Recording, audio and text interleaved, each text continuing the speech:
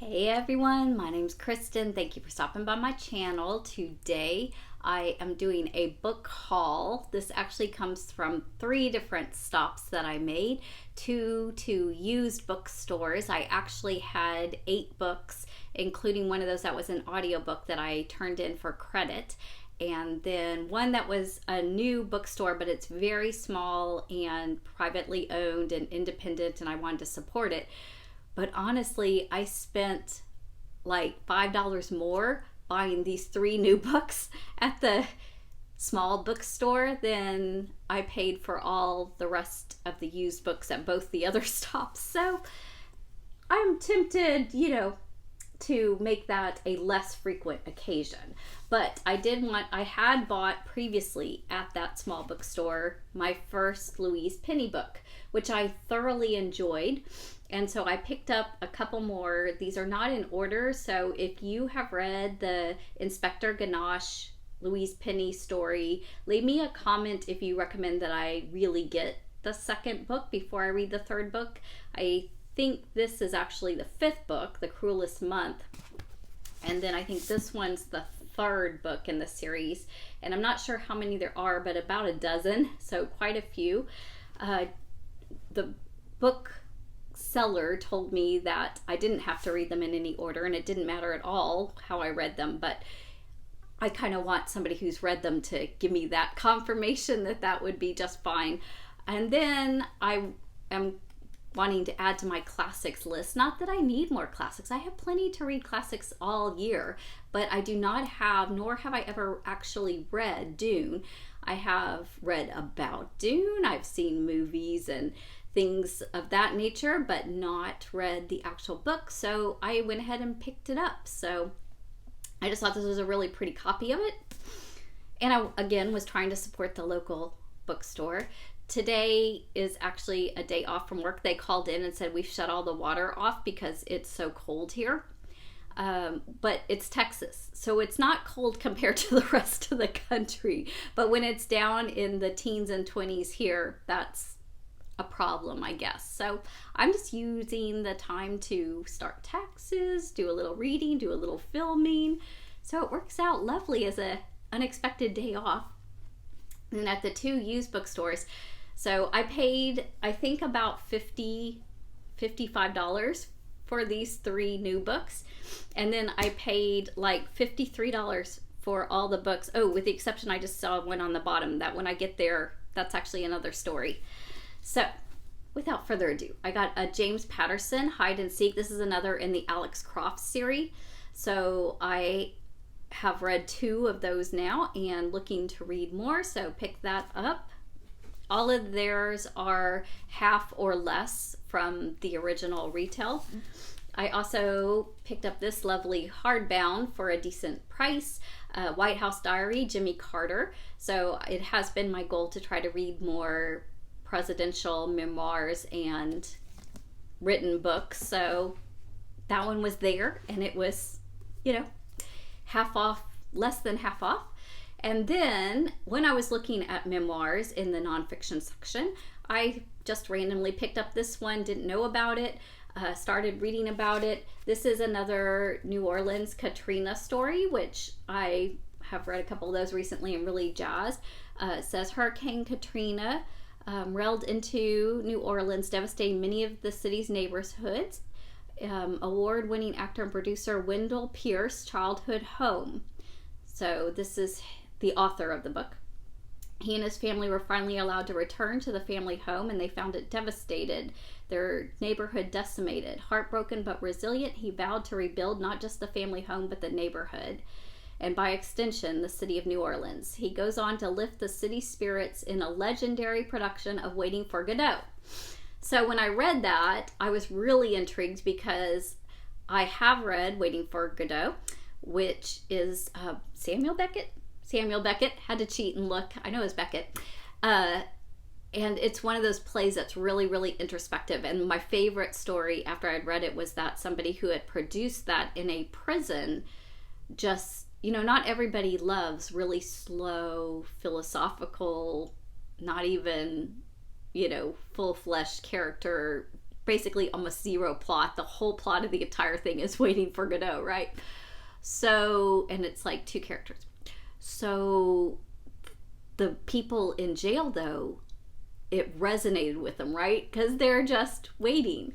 So I went in the same used bookstore over to the classics, and sure enough, there was a copy of Waiting for Godot. So this will be a reread of the play, but I wanted to reread the play in conjunction with this book, talking about producing the play as a kind of healing balm over Hurricane Katrina. And I just think that will be really marvelous. No clue exactly when I'll do that, but I'm going to do that. Then I also, in that same memoir section, saw Kisses for Katie. I have not read this book, but I do know of the story. It was a young girl who went over, I think it was Uganda. Yes, Uganda. Went over to Uganda and on a mission trip, fell in love with the culture and the people and wanted to do more, and basically gave her whole life to missions and saving children from the streets and those kind of great things. So I have a lot of respect and honor for that, and have some mission experiences that resonate with me as well. So I wanted to read the book. And I think there's a show. Maybe there's a show that's been produced about it. I don't know. I haven't seen it if there is, but I saw another Frederick Backman. This is Brit Marie Was Here. I haven't read this one yet, so I love his writing.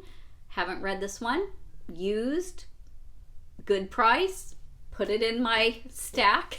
I had to keep going up to the counter and dropping things off, right? Then at the other used bookstore, I again went to the classics to try to see what classics maybe I could pick up that I did not have. And there was As I Lay Dying, William Faulkner. I know I've learned about this book, but if I've read it, I don't remember it. So I don't think I've read it, and I want to read it. And then I got intrigued because there was this awesome old copy that was William Faulkner's, was this Light in August. So it's just an old, I really appreciate, I mean, it's not beautiful, but I just love vintage and the really cool grain on it. It just made me happy, and I don't know that I've read any William Faulkner, and now I have 2 to read, so now I can have some comparison or some learning on him. I definitely don't want these to fall. And so then I was in what was the treasure section. So it was vintage books that you couldn't use your credit for, but that was okay because they just made me happy, kind of thing. And so I saw this one, Under Texas Skies, Stories for Young Texans, and it was $10. I don't know if you can see, but it's just this kind of old young reader book with stories about the founding of Texas. And I thought that would be really, really fascinating because the copyright was, what was it? I looked it up, 1964. And I have Missioner's Texas, really big, thick volumes to read about Texas history. And then I just want to start reading more about Texas history and compare that to like what I remember learning as a child growing up here, and kind of looking at that history and how history is told that we are discussing in the United States. So particularly that's important to me for Texas. Then I saw this beautiful treasure in that section, and it's basically a jacket cover that protects the book, and it's the drawings and Masters of Japanese. And I bought this from my son, and I know he doesn't watch these, so it's okay. So I'm going to put this in with his birthday gift because he loves Japanese culture. He's learning how to read and speak Japanese. And I just thought this was a really cool book. And this one I think was also $10. Yeah. So I just thought it was really neat and vintage and appropriate and be kind of fun. And my last book was not at any of those 3 bookstores. It was because when you go to Amazon, and I don't have Prime, And so shipping is not free for me because I don't have Prime. But if you spend just something like $25 or $35 or whatever, it's free. So when I have one thing that I really, really need that I can't find in the stores and I need it, so I'm going to order it on Amazon, and I'm not at that threshold, I throw in a book. I don't like buying my books on Amazon because I don't necessarily like supporting Amazon. I'd rather support Barnes & Nobles or a mom and pop or local bookstore. But in the case of this scenario, I throw in a book, and I also use the wish list to kind of quickly make a list of what I'm looking for book-wise. So for basically what ended up being $3 more than what I would have paid for shipping, I got Barack Obama's Of Thee I Sing that he wrote to his daughters, and he didn't do the illustrations, but the illustrations are just lovely. And I kind of skimmed through it. It was Amazon, so I didn't get a chance to look it over in the store, but I've looked it over when it came before I filmed this. And it's just really a lovely book that basically tells about diversity of America and all the many parts of America and how we all make it up, and they are part of it, and he's proud of them and being part of it, and that he loves them and supports the diversity of America itself.